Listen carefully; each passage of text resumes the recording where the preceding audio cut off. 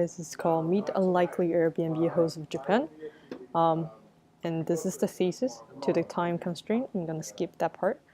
So for author's attitude, I feel like she felt close, but at the same time estranged to her subject, which are which are Japanese people.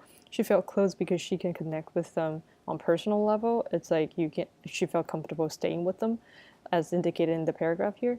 But at the same time, she also felt estranged, not only because of the culture, it's very unfamiliar to her, but at the same time, a lot of communication is mediated by paper notes where she can never see those people in person, which make it feel like it's just like a money transaction, and people cannot really develop deep connection with Japanese people.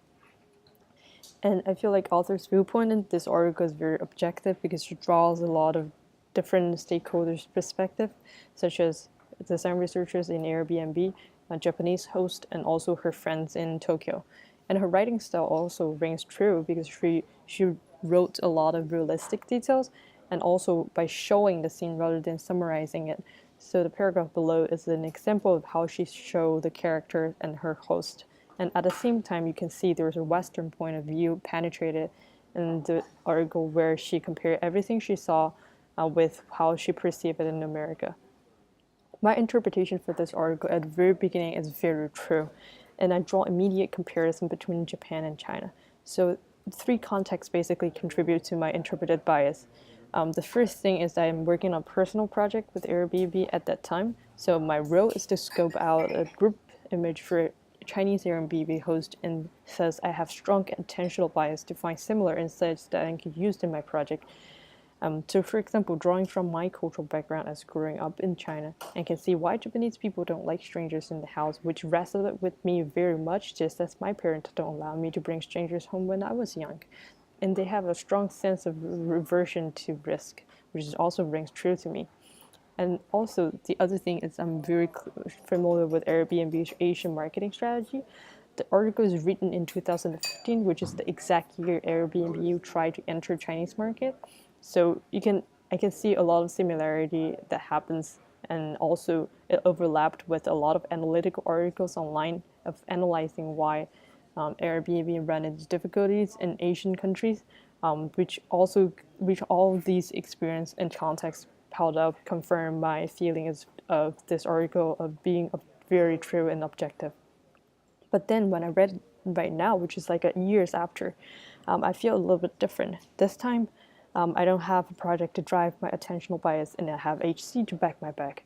I felt slightly offended by how author depicts Japanese people as lack of startup mentality, referred to Western standard. Grew up in a similar culture context. I have seen young people in China who are willing to take risk, and I can imagine the same thing for Japan as well. The interesting thing is, the second I have this feeling, I realized I again put Orientalism statement on the table, which is itself a bias that perpetuated me by the book I have read in the past year, or history class I took, and the common media interpretation. And also, I found out I'm very skeptical about the group profile about just Japanese people in general by this author, because I saw she was biased at the very beginning of what Airbnb design researchers have exposed her with, such as like Japanese culture score very high on uncertainty avoidance based on Hofstede's cultural theory. All of these might contribute to her biased in how she depicts Japanese people, but summarizing from what I have read in general, I feel like it still stay very true to Western audience, especially when she written in English and then posted on New York Times, which is for Western audience. This slightly biased in terms of Western perspective can be justified, which make it true to Western audience, which is like the right fit. So here's my reference, and that's it. Thank you.